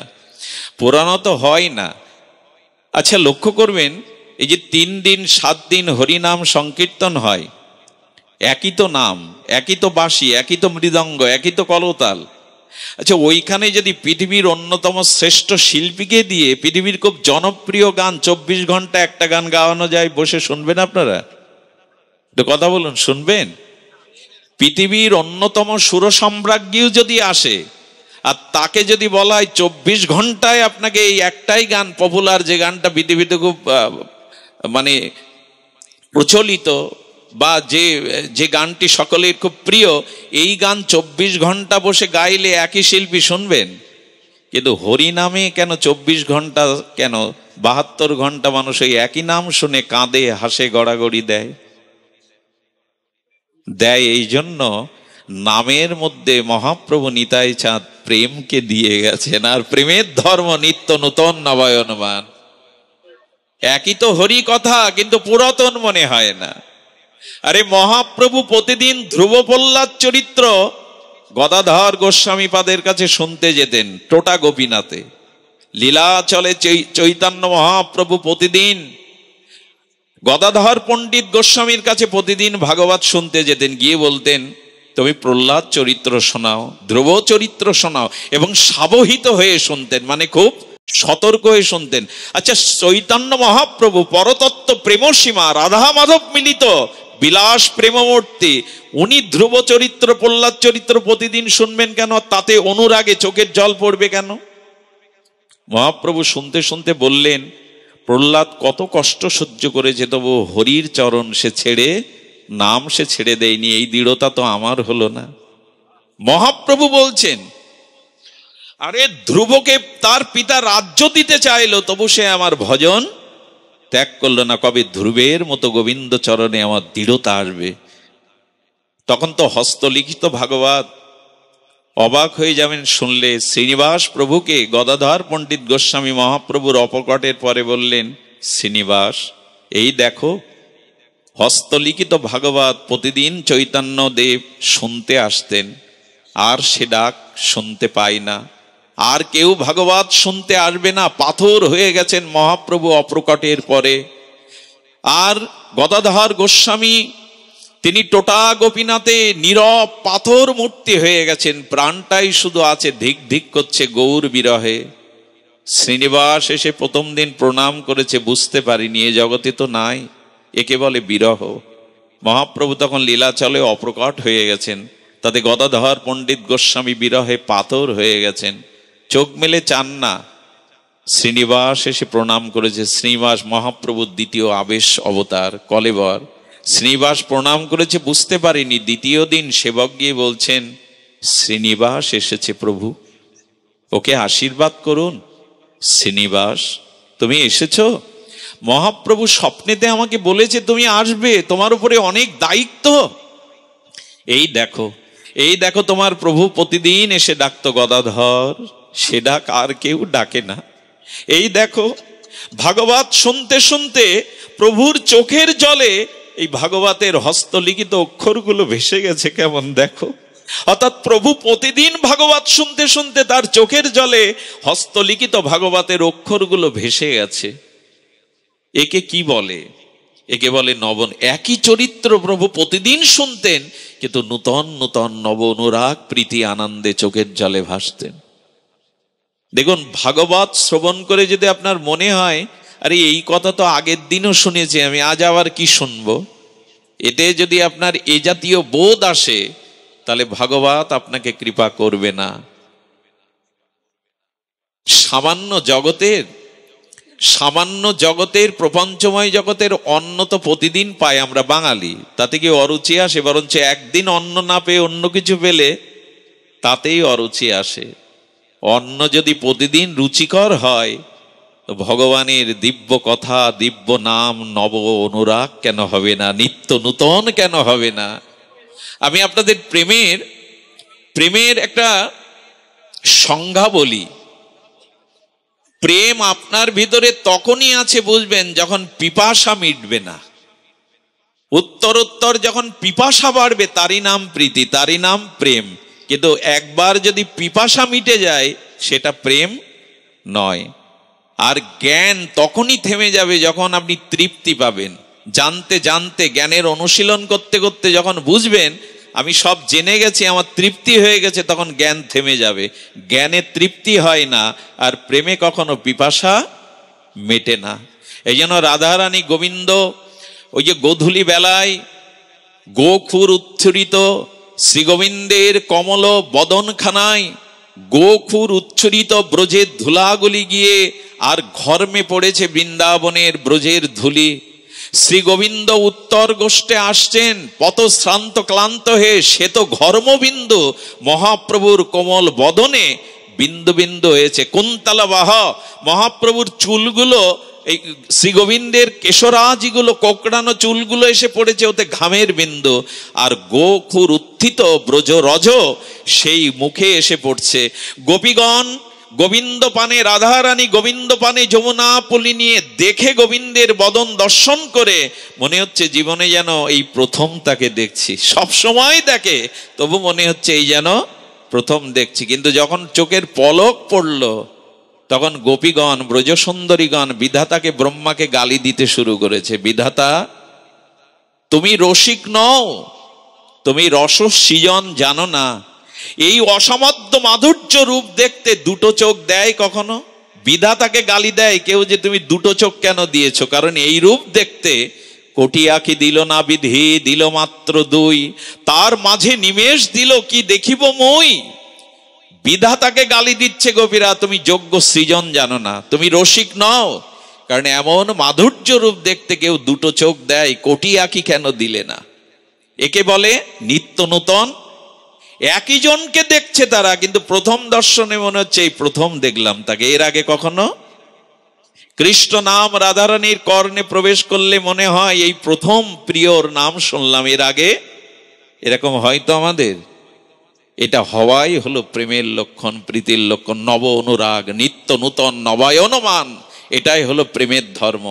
কখনো পুরাতন মনে হবে না, কখনো অনুরাগ কম হবে না। রাধারানী বলেছিলেন বিধি, চোখের পলক কেন দিলে? দুটো চোখ যদিও দিলে, পলক ফেললেই তো মনে হয় তাকে সহস্র যুগ হারিয়ে ফেললাম।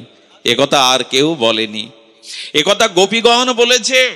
ব্রজপ্রেমের প্রতিমা, কৃষ্ণ প্রেমের মূর্তি এরা, এদের আকারটাই কৃষ্ণ প্রেম প্রীতি দিয়ে গড়া। একথা ওরাই বলতে পারে যে চোখের পলক পড়লেই মনে হয় তুমি সহস্র যুগ হারিয়ে ফেললাম। এই হলো নব অনুরাগ। এই জন্য ভালোবাসার বস্তুতে নিত্য নূতন নবায়ন অনুরাগ জন্মাবেই যদি না জন্মায়, একদিন ঠাকুর ঘরে যেতে যেতে যদি মুখখানা আর ভালো না লাগে, হ্যাঁ, হরি কথা শুনতে শুনতে যদি মনে হয় একই কথা কি বা শুনবো বারবার, তাহলে জানবেন প্রীতি থেমে গেছে, ভালোবাসার স্রোত থেমে গেছে ওখানে।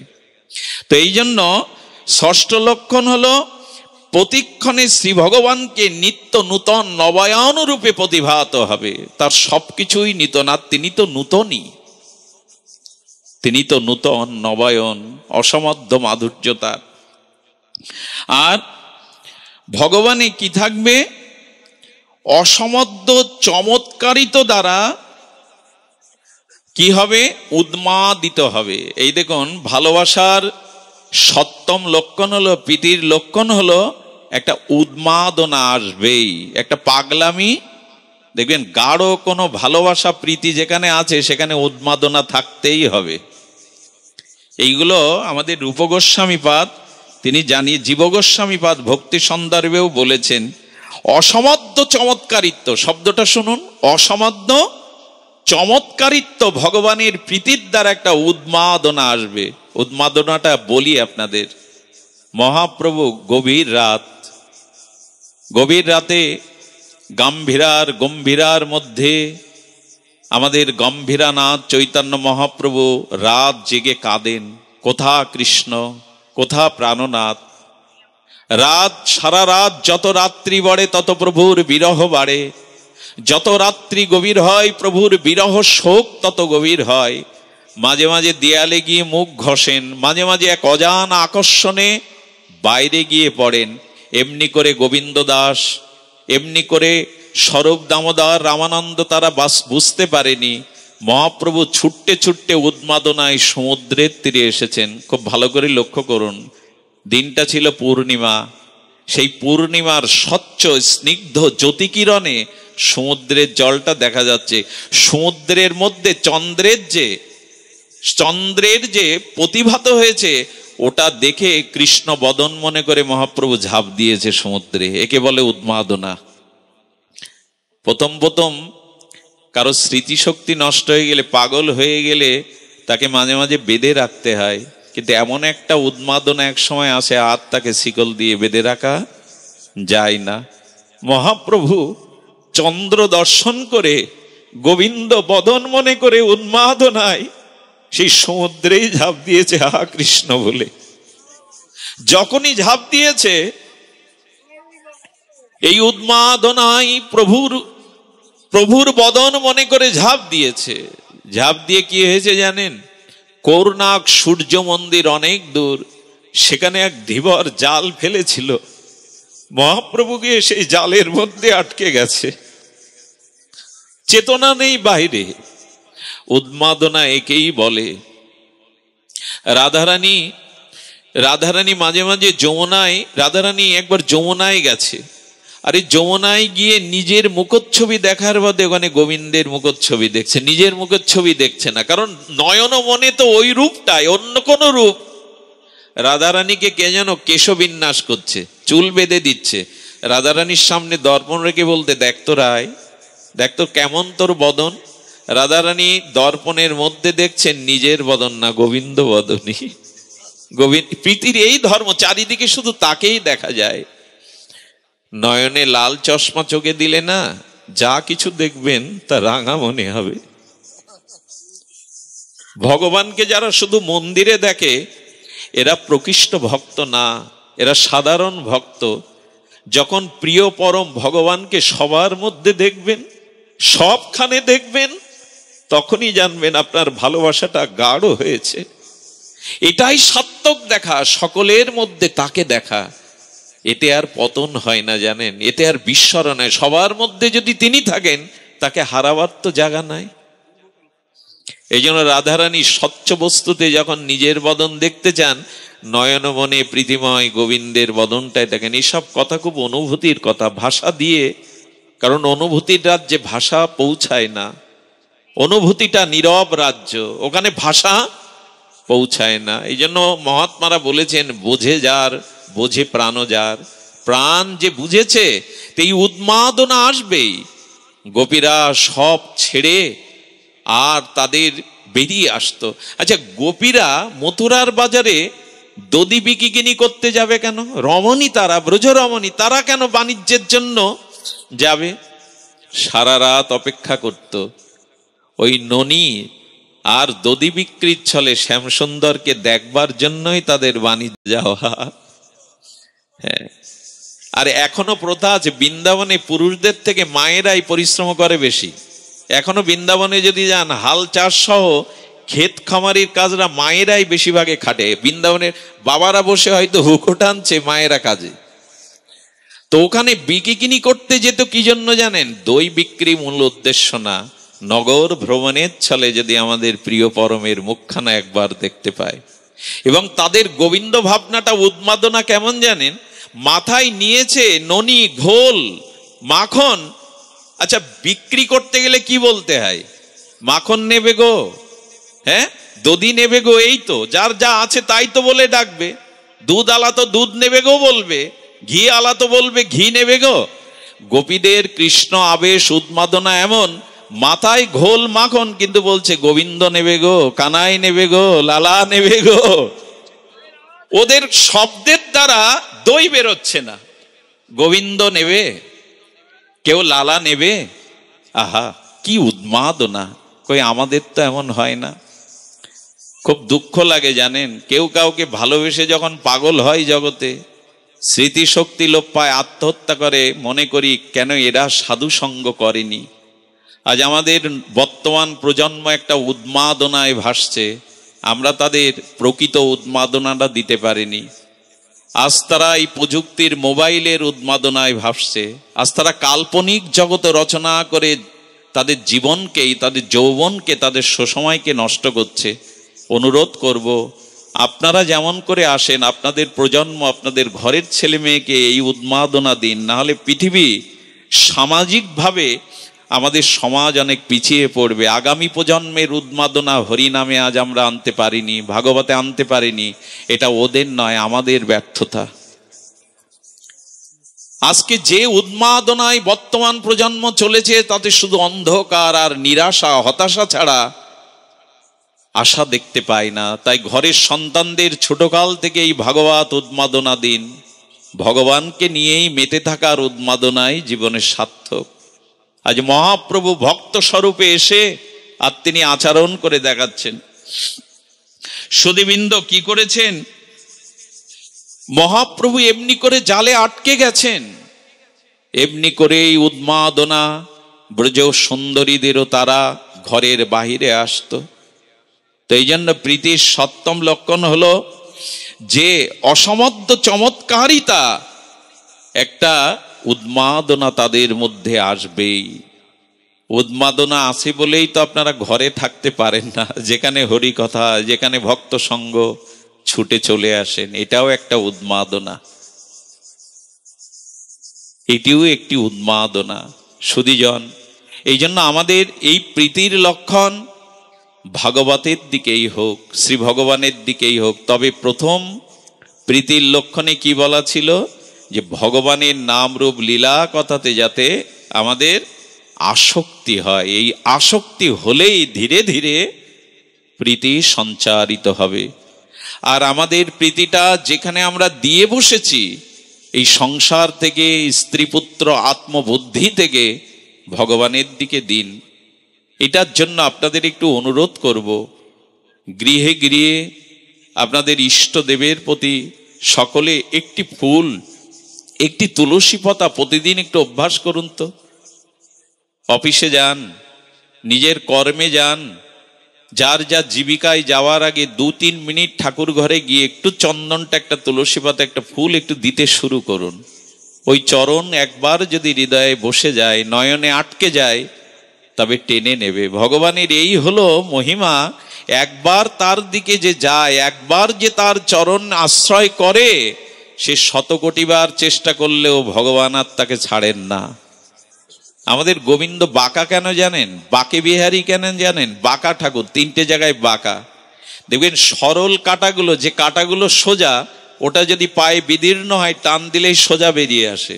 কিন্তু যে কাটা 3টা জায়গায় বাঁকা, ও কাটা যদি একবার ফোটে চামড়া রক্ত ছিঁড়ে যাবে, তবু বেরোতে চাইবে না। গোবিন্দ যেন বললেন, একবার একটু ভালোবেসে দেখো, তুমি ছাড়তে চাইলেও আমি বাঁকা ঠাকুর আর তোমাকে ছাড়াতে দেব না, আমি আটকে থাকবো, আমাকে ছাড়াতে পারবে না তুমি, একবার ভালোবেসে দেখো।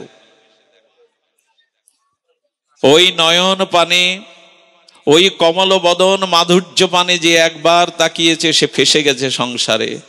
আর তার এই জন্য গোপীরা একটা শব্দ দিয়েছেন খুব সুন্দর। গোপীরা যে শব্দ দিয়েছেন সেটা আমি শোনাচ্ছিলাম আসতে গিয়ে, সেটা অপূর্ব একটি শব্দ দিয়েছেন ভগবান। ইতর রাগ বিস্মারণাং, এখানে গোস্বামী গ্রন্থের গ্রন্থে বলছেন অপূর্ব, ইতর রাগ বিস্মারণাং, তার মানে যদি একবার ভগবানকে আপনার ভালো লেগে যায়, যদি তার চরণে কিঞ্চিত আসক্তি রতি জন্মায়, তবে কি বলেছেন গোপীরা, অধরামৃতম চুম্বিতং ইতর রাগ বিস্মারণাং। একবার যদি গোবিন্দের অধরামৃত ভালো লেগে যায়, একবার যদি গোবিন্দের চরণ সৌন্দর্য হৃদয়ে আবেশ আসে, একবার যদি তার অসমধ্য মাধুর্য রূপ মাধুরী নয়নে আপনার সৌন্দর্য বর্ধন করে, তবে জানবেন ইতর রাগ বিস্মারণাং। ইতর মানে নিচ, ইতর মানে ছোট নিকৃষ্ট, এই বস্তুর দিকে আর আপনার মনের গতি যাবে না। ভগবানকে ভালোবাসার এটাই হলো লক্ষণ। কি করে বোঝায়? আচ্ছা, কেউ যদি চিটে গুড় খায়, তাকে যদি চিনি দেন, ইক্ষু রস দ্বারা খাঁটি চিনি, চিটে গুড় খাবে কি বাবা? চিটে গুড় তার রুচিকর হবে? আচ্ছা, চিনি দিতে দিতে যদি মিশ্রি দেন, ভালো লাগবে কিনা? চিনির থেকে মিশ্রিটা আরো আস্বাদ্য কিনা? আচ্ছা, মিশ্রি দিতে যদি দুলালের তাল মিশ্রি দেন, শ্বেত মিশ্রি, তা আরো ভালো লাগবে। আচ্ছা, মিশ্রি বা চিবাই কজন, যদি টাটকা মধু দেওয়া যায় তাকে, এটা একটার থেকে একটা উৎকৃষ্ট কিনা? আচ্ছা, কারো হাতে সোনার আংটি, সোনার নয়, কারো হাতে লোহার কোন একটা অঙ্গুরি আছে, ওখানে যদি তামার দেওয়া যায় তার মান বাড়বে কিনা? আচ্ছা, তামাটা যদি থাকতে থাকতে রূপোর আংটি দেওয়া যায়, তামার মান নিচে হবে কিনা? রুচি কমবে না কিনা? আচ্ছা, যদি রূপো দিতে দিতে সোনার অঙ্গুরি দেয়া হয়, রূপোর অঙ্গুরির প্রতি তার আসক্তি কমবে কিনা? উত্তরোত্তর বিড়বি পাবে কিনা? আচ্ছা, সোনারটা বলে যদি হীরার আংটি দেওয়া যায়, এটা যেমন ক্রম অপরকে অরুচিকর মনে করে পরেরটা উন্নত উৎকর্ষ রুচি হয়, তেমনি একবার যে গোবিন্দের অধরামৃত পেয়েছে, একবার যে তার চরণামৃত পেয়েছে, ইতর রাগ বিস্মারণাং, জগতে আর কোন রূপ, আর কোন বস্তু তার কাছে আর ভালো লাগার বিষয়বস্তু হবে না। আসলে মধু পাইনি বলেই তো চিটে গুড় আমরা আস্বাদন করছি।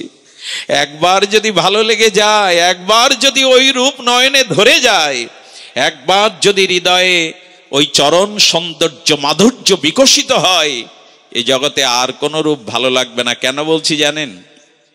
এটা যুক্তি আছে। আচ্ছা, সূর্যের মধ্যে রংধেনু আছে কিনা? সূর্যে কটা রং আছে? 7টি রং। আর এই রংধনুর যে রং, এ কি করে জানেন? আচ্ছা, কোন কোন গাছের ফুল শ্বেত শুভ্র সাদা, কোনটা নীল, কোনটা লাল, এই রং এরা কোথা থেকে পায়? একই পাতাবাহারের পাতায় দেখবেন 2টি রকম কালার, হলুদ কালার, সবুজ কালার আছে না পাতাবাহারে? তো একই পাতায় একই মাটির মধ্যেই বৈচিত্র্য রঙের বাহার কোথা থেকে আসে? ধ্যান দিন, আমাদের সনাতন ধর্ম অত্যন্ত বৈজ্ঞানিক। আমাদের সনাতন ধর্মের এমন কোনো বিধিবিধান নাই যেটা অবৈজ্ঞানিক। আজও এটা প্রমাণ করতে কেউ সক্ষম হয়নি। আরে বাবা, পুরনো দিনে ঠাকুরমারা গোবর ছড়া দিত, এখন তো ডেটল দিয়েই ঘর মোছো। সেই বিধানটাই তো রাখতে হচ্ছে। আজ কেন তুলসী গাছের কদর সারা বিশ্বব্যাপী বাড়ছে? তুলসীকে রাখো, একটা বটবৃক্ষ যে স্নিগ্ধ শুদ্ধ অক্সিজেন দেয়, গাছ একটা তুলসী বৃক্ষ বাড়ির মধ্যে সেই অক্সিজেন সরবরাহ করতে পারে। এখানে অনেক রোগ প্রতিরোধক ক্ষমতা বাসাতে জীবাণুগুলো আসতে দেয় নাই তুলসী। সনাতন হিন্দুর কোন বিধান অবৈজ্ঞানিক রূপে আজও প্রমাণ করতে কারো সাহসী হয়নি। এ ঋষি অনুশাসিত ধর্ম, এ ধর্মে কোনো আবেগের স্থান নাই, অবৈজ্ঞানিক অযৌক্তিক কোনো কিছু নয়। আমাদের বোঝাতে ভোলায়, আমাদের জ্ঞানের পরিধি কম, তাই আমরা বোঝাতে পারি না। সারা বিশ্ব তাকিয়ে আছে আজকের এই সনাতন গবেষণার দিকে। সুধীজন, আজ গাছ নিধন করো না, বৃক্ষ মরুময় হয়ে যাচ্ছে। বাংলাদেশের কত একর ভূমি বন শোভা থাকতে হবে, একথা প্রচার করা হচ্ছে ঘটা করে, কোটি কোটি টাকা ব্যয় করে পরিবেশবিদেরা। কিন্তু সনাতন হিন্দু ধর্ম কোটি বছর আগে গাছকে পূজার আসনে বসিয়ে বটকে, অশ্বত্থকে, বেলকে, নিমবৃক্ষকে পূজা করো, একে দেবতার সম্মান দাও, এরাই পরিবেশ বাঁচাবে। এখন পরিবেশ বাঁচাও বলে বিশ্বে কোটি কোটি টাকা ব্যয় করা হচ্ছে। কোটি কোটি বছর আগে বৈদিক সভ্যতা বৃক্ষকে পূজার আসনে বসিয়েছে। কেন? এগুলো জানতে হবে। শঙ্করধ্বনি, ওলধ্বনি, এগুলো সন্ধ্যাকালে সকালে যদি কেউ ধ্বনি করে, ওই ধ্বনির শব্দ তরঙ্গে, ইথার তরঙ্গ থেকে জীবাণুগুলো ঘরে ঢুকতে পারে না। ফোল, কাসর, ঝাঁজ সন্ধ্যাবেলা বাজালে সেই ইথার তরঙ্গ থেকে, বায়ুমণ্ডল থেকে সূর্যের তেজ কিরণ স্থিমিত হয়ে গেলে বায়ুমণ্ডলের জীবাণুগুলো ধরিত্রীতে নেমে আসে। ওই সময় ঝাঁজ, খোল, শঙ্করধ্বনি, উলধ্বনি করলে ওই শব্দ তরঙ্গ জীবাণুগুলো ঘর থেকে বের করে দেয়, ঘরে প্রবেশ করতে দেয় না। এটা বৈজ্ঞানিক সমৃদ্ধি, আমরা বুঝিনি। কত বড় পরিতাপের বিষয়! এই ধর্মের চর্চা অনুশীলন না করে এই এমন শাশ্বত ধর্মকেই মানুষ ত্যাগ করছে। এটা কত বড় অভিশাপ এদের। বহু কোটি জন্মের স্বীকৃতি হলে মনুষ্য জন্ম পাওয়া যায়, তার থেকে কোটি গুণ সৌভাগ্য সৃষ্টি হলে সনাতন হিন্দুর ঘরে জন্মানো যায়। বহু কোটি গুণ সৌভাগ্য হলে সনাতন হিন্দুর ঘরে জন্মানো যায়। সারা পৃথিবী একদিন শান্তির জন্য, স্বামী বিবেকানন্দ বলেছিল, শোনো পাশ্চাত্যবাসী, বিদ্যা, প্রযুক্তি, শিক্ষার জন্য ভারতবাসীরা তোমাদের কাছে হাত পাতবে, বাংলার মানুষ, কিন্তু শান্তির জন্য তোমাদের এই বাংলার কাছে হাত পাততে হবে। একদিন শান্তির জন্য তোমাদের এখানে হাত পাততে হবে, না হলে প্রভুপাদের কল্যাণে, ইস্কনের বদৌলতে আজ লক্ষ লক্ষ বিদেশিরা কেন বৈষ্ণব মন্ত্রে দীক্ষা নিয়ে হরিনাম করবে। তারা কি পেয়েছে এর মধ্যে? ওরা তো বোকা না। এই দেশে খ্রিস্টান মিশনারিরা এসে অর্থ জমি জমা দিয়ে দাস সম্প্রদায়, অর্থাৎ যাদেরকে আমরা মুচি বলি, বলা উচিত নয়, তাদেরকে টাকা দিয়ে খ্রিস্টান করছে। খ্রিস্টানদের দিকে আঙুল তুলে আমাদের আচার্যরা বলছেন, তোমরা অর্থের লোভ দেখিয়ে, জাগা জমি সম্পত্তির লোভ দেখিয়ে তাদের ধর্মচ্যুত করছো। আর দেখো, তোমাদের দেশের কোটিপতি শিক্ষিত নাগরিকরা আজ তিলক মালা নিয়ে খালি পায়ে রাস্তায় করতাল বাজিয়ে বৈষ্ণব আকারে কীর্তন করছে। আমরা তাদের অর্থের প্রলোভন দেখাইনি, জমি জমা প্রলোভন দেখাইনি, বরঞ্চ কৃষ্ণ নামকে ভালোবেসে তারা ঘর বাড়ি ছেড়ে দিয়ে রাস্তায় নেমেছে। সেই ধর্ম ত্যাগের চিন্তা আসে অপদার্থদের, আসে যারা মূঢ় অভিশপ্ত তাদের। এই ধর্মের প্রচার দরকার। এই জন্য বলি, ফরিদপুরের মাটি, এই বৃহত্তম ফরিদপুর বলছি, ফরিদপুর বলতে এখানে নেই, এই মাটি বড় পবিত্র। ভাগবত জাগরণ ঘটান। এই সমাজকে বাঁচাতে গেলে, এ জাতিকে তার স্বরূপ মন্ত্রে দীক্ষা দিতে গেলে ভাগবত ধর্মকে বাড়ান, ভাগবত ধর্ম প্রভাবটা বাড়ান। মানুষ না জানলে তার লক্ষ্যে পৌঁছাতে পারে না।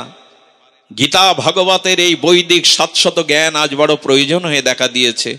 আরো ভালো লাগার বিষয়, আপনাদের এই অঞ্চলে এখানে শিক্ষিত, প্রতিষ্ঠিত, সভ্য, ভদ্র মানুষরা সামনে, এর মধ্যে অনেক স্বনামধন্য ডাক্তার, প্রফেসর বসে বাট শুনছেন মাটিতে এই গরমে। এটা দরকার ছিল। এখান থেকে 50 বছর আগে শিক্ষিত পার্সেন্ট মানুষরা সংকীর্তনে আসতো না, প্রায়শ আসতো না। এই অবস্থাটা বদলেছে এখন। এটাই আজকে আমি আমার 9 বছর থেকে ভাগবত পাঠে, এখন নিজে যদি এই দেহে প্রাণ চলেও যায়, একটা আনন্দ দিয়ে মরতে পারবো যে আপনাদের মতো ভদ্র, শিক্ষিত, প্রতিষ্ঠিত মানুষগুলো ভাগবতে এসেছে। আপনারা সারিতে এসেছেন। কেন বলছি জানেন?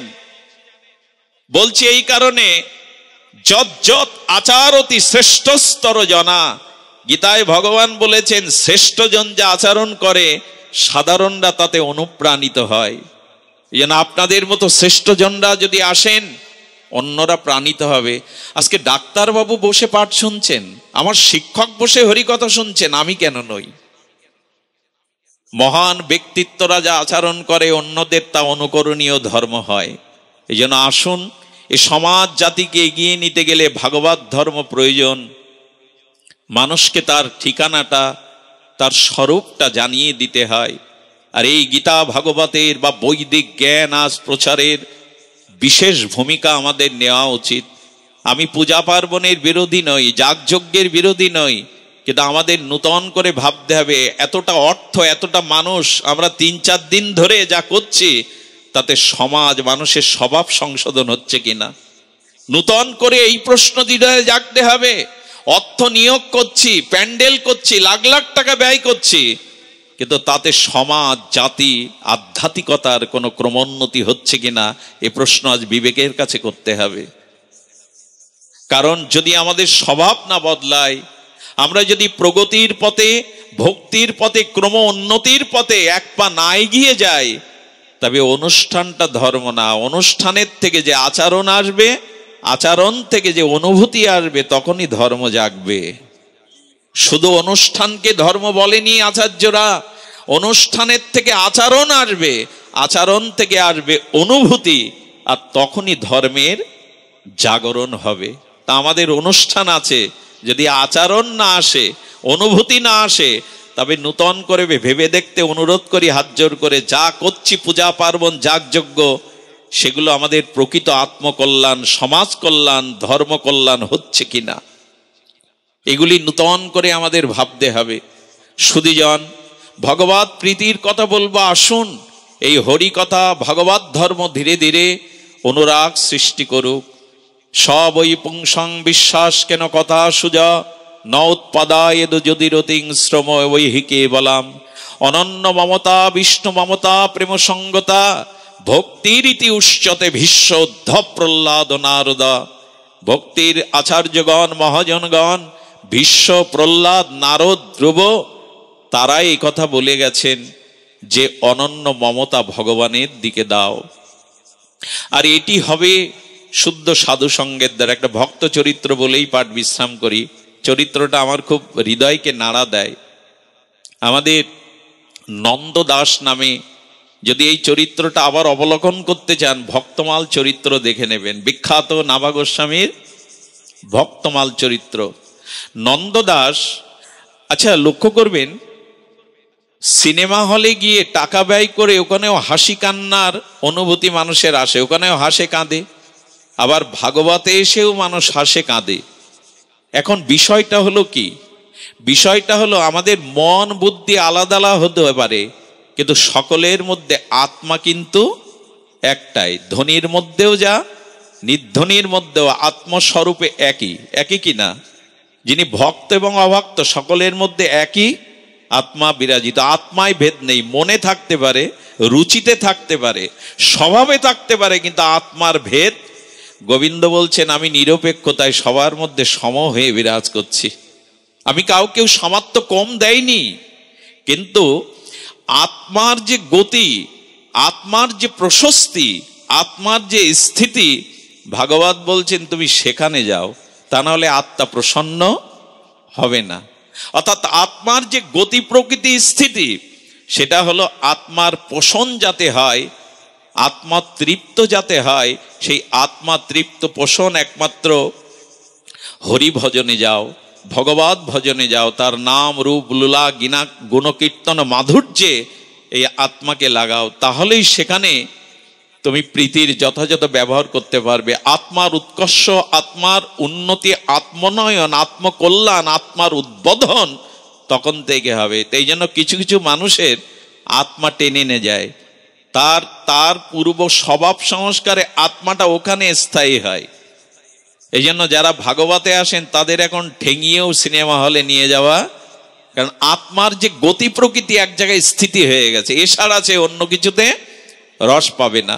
তো যার যা আত্মার গতি প্রকৃতি, সে যদি পোষণ পায়, বাতাস পায়, অনুকূল ধর্ম পায়, ওই দিকে যাবেই। নন্দদাস বৃন্দাবনে গেল, বৃন্দাবনে গিয়ে সাথীদের বলছেন, আমার যেন অনেক কালের চেনা লাগছে যমুনা, আমার যেন অনেক কালের মনে হচ্ছে পরিচিত এই গিরি গোবর্ধন, তোমরা ফিরে যাও, আমার পরিবারকে গিয়ে বলো বৃন্দাবন থেকে আমি আর, ওই যে আত্মার স্থিতি তার ওইখানেই রয়ে গেল।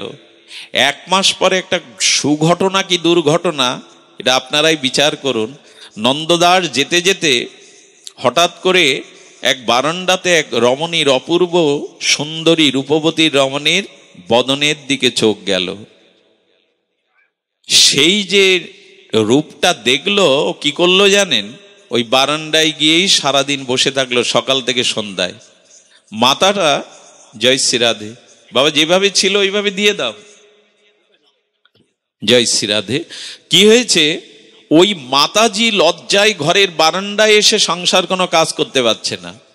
খুব ধ্যান দিয়ে শুনুন।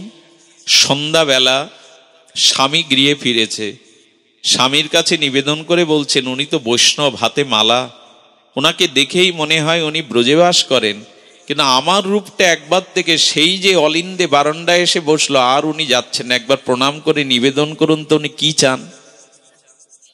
বাইরে বেশে পতিদেবতা বলছেন, আপনি বৈষ্ণব, আপনি যদি কৃপা করে বলতেন আপনার কোন সেবায় আসতে পারি। দেখুন এরা তো ধৈর্যহারা হতে পারত, কিন্তু তো ভক্ত সাধু। বিরক্তি না জেনে ওরা কারণ জানার জন্য বলছেন, বলেন আমি অন্য কিছু চাই না, শুধু ওর মুখটা একবার আমার সামনে এসে দেখতে দাও। যে কোনো স্বামীকে যদি এই কথা কেউ বলে তার দশা কি হয়? উনি তখন ঘরে গিয়ে বললেন, উনি বসে আছেন তোমার মুখটা আবার দেখবে বলে। মাতাজি বলছেন, আমি কি করে তার সামনে যাব? একজন সাধুর বদনাম হবে, আর আমার রূপের মধ্যে তিনি কি বা পাবেন? ওনাকে অনুরোধ করুন। কি বলবো? সকালে আসে আর গভীর রাত পর্যন্ত বসে থাকে, খাওয়া দাওয়া স্নান কিছু নেই, ওই মুখটা দেখবে বলে। আমরা এর রহস্য হয়তো একটু পরে উপলব্ধি করতে পারবো।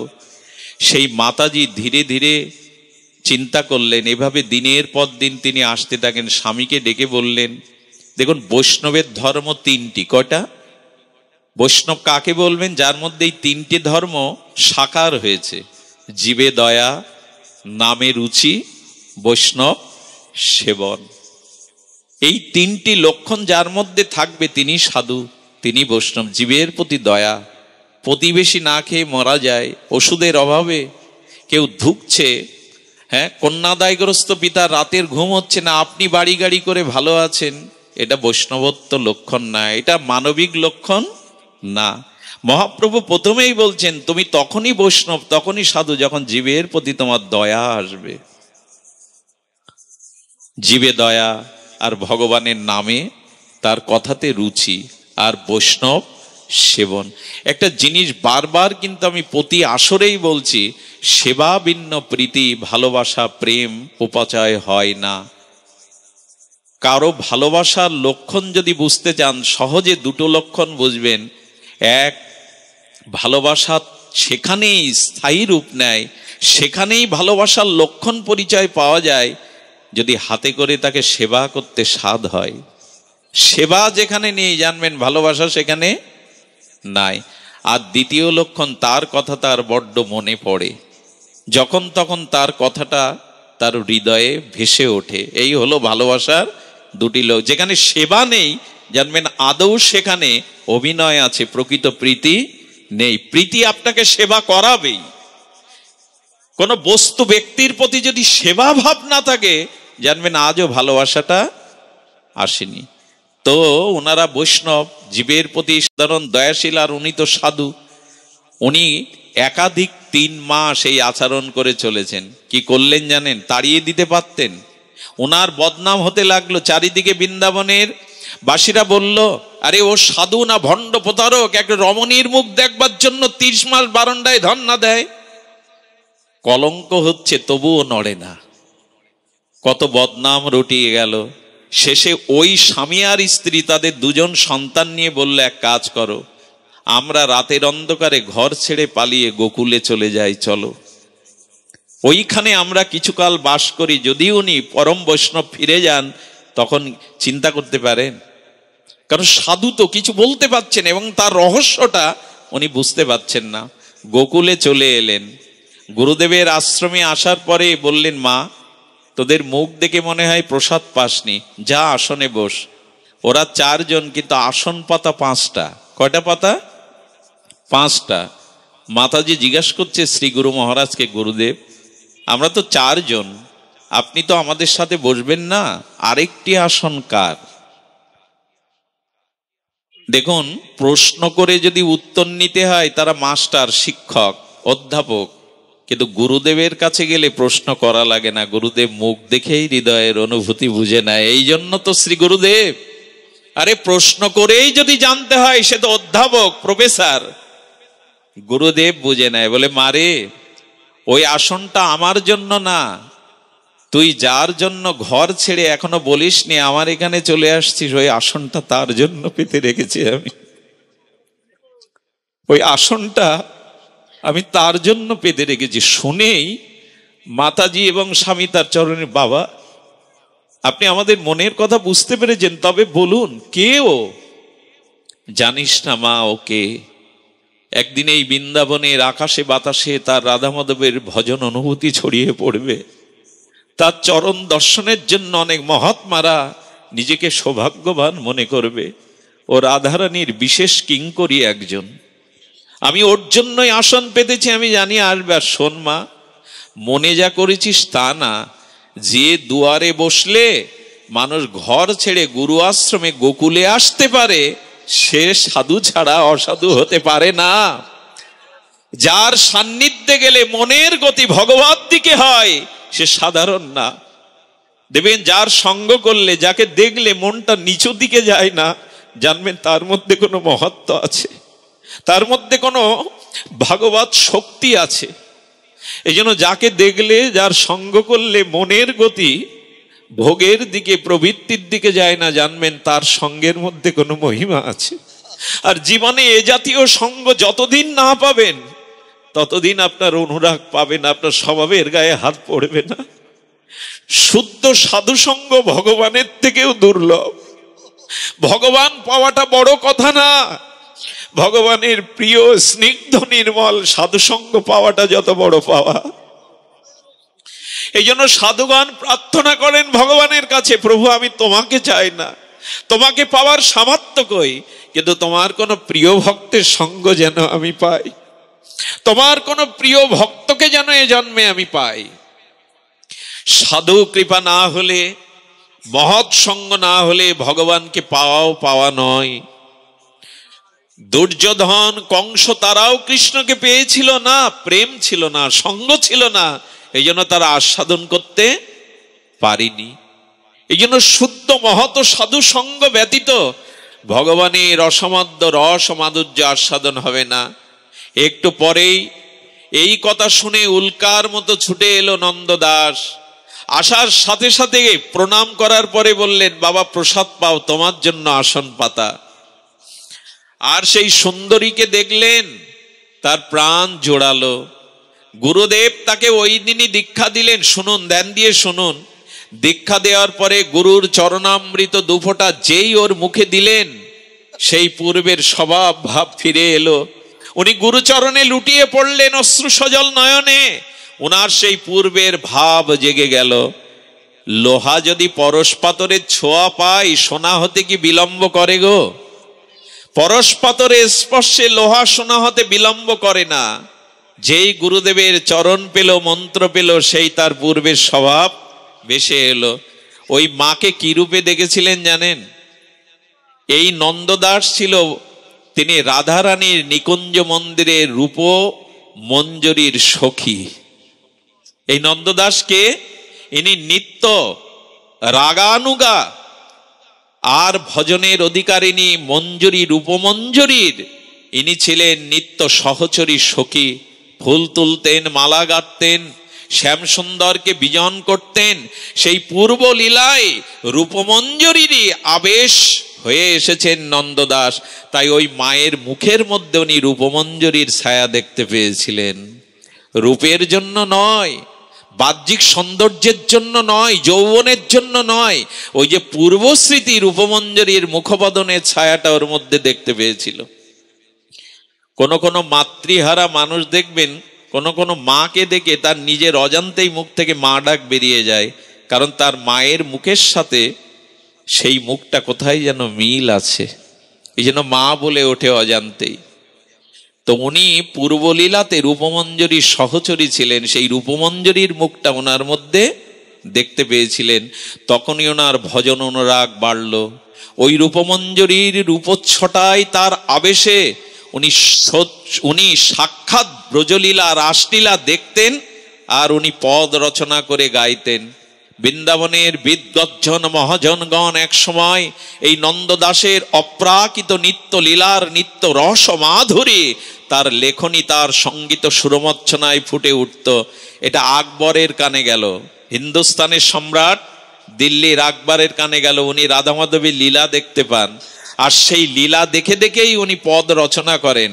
আকবর সঙ্গীত প্রেমী ছিলেন। উনি চলে এসে বললেন, নন্দদাস, আমি আপনার কথা শুনেছি আপনি নিত্য রাসলীলা দেখেন, নিত্য লীলা, সখীমঞ্জরী, রূপমঞ্জরী, অষ্ট সখী পরিবেষ্টিত যুগলকে দেখেন, লেখে লেখেই দেখেন। আপনি আপনাকে জানান ওই স্তরে কি দেখেন আপনি। কিছু মনে করবেন না, এই জিনিসগুলো রসিকজন ছাড়া অরসিকজন বুঝবে না। সুধী মণ্ডলী, একদিক দিকে উনি দিল্লীশ্বর, হিন্দুস্তানের সম্রাট, আকবর ফেলনা নয়। উনি আদেশ করছেন, আমি তোমাকে বলছি, অনুরোধ হোক আদেশ হোক, তোমাকে ওই লীলার কথা আমাকে বলতে হবে। কে রূপমঞ্জরী, কে অষ্টসখী? নন্দদার রাধারানীকে বললেন, প্রভু, আমি জীবন গেলেও রাজা হতে পারো, তুমি সম্রাট হতে পারো, কিন্তু এই রাজ্যে তুমি ভিখারি, এই রাজ্যে তোমার কাছে কোনো সম্পদ নাই, অনধিকারীকে এই রস দেওয়া যাবে না। এই জন্য নন্দদার মনে মনে ধ্যান করতে শুরু করলেন। রাধারানীকে বললেন, একদিকে সম্রাট, কিন্তু আমি এই রস তাকে দিতে পারবো না।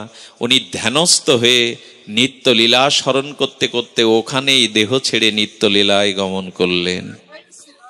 দেহ ছাড়লেন, কিন্তু এই রস তিনি আকবরকে জানালেন না। আকবর দুঃখিত হয়েছিল, আমার এটা জানতে চাওয়া উচিত হয়নি, কারণ ওই রাজ্যের অনুভূতি আমার মধ্যে নেই, তাই মহাত্মা প্রাণ ছেড়ে দিয়ে চলে গেল। আচ্ছা ভাবুন তো, এভাবে তাহলে প্রাণ নির্গমন করা যায়? হরিদাসের মতো চাইলাম আর নাম নিতে নিতে চলে গেলাম। শুরু করেছিলাম কি দিয়ে? ভাগবত আমাদের মৃত্যু শেখায়। আসুন ভাগবত শুনতে শুনতে হরি প্রীতি, নামে প্রীতি, তার লীলাতে প্রীতি হতে হতে আমরা মৃত্যুটা শিখে নেই, যে কিভাবে মরতে হয়। কিভাবে মরতে হয় জানেন?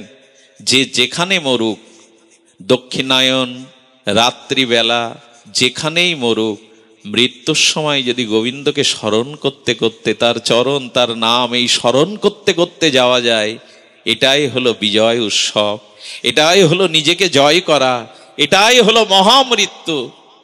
তাই তিল তিল করে ভগবানের নাম, ভগবানের ভালোবাসা হৃদয়ে সঞ্চয় করুন, যাতে যাওয়ার বেলা, যাতে শেষের বেলা হরিদাসের মতো এই পথ বলতে বলতে যেতে পারি। আহা, হৃদয়ে ধরিব তোমার ও কমল চরণ। হরিদাস বললেন, প্রভু, জগৎ থেকে আমি চলে যাব তোমার আগে। কিভাবে জানো? বহুদিন হতে একটা ইচ্ছা আমার মনের মধ্যে, হৃদয়ে ধরিব তোমার ও কমল চরণ, আর নয়নে হেরিব তোমার ও চন্দ্র বদন। কিভাবে যেতে চাচ্ছে হরিদাস? আমি হৃদয়ে তোমার কমল চরণ দোকানা ধরবো, আর নয়নে তোমার কোমল বদন দর্শন করব। আর কিভাবে যাব জানো? জিহ্বায় উচ্চারিব শ্রীকৃষ্ণ চৈতন্য নাম, এই মতো ইচ্ছা মোর ছাড়িব পরাণ। প্রভু, আমি যেতে চাই। কিভাবে জানো?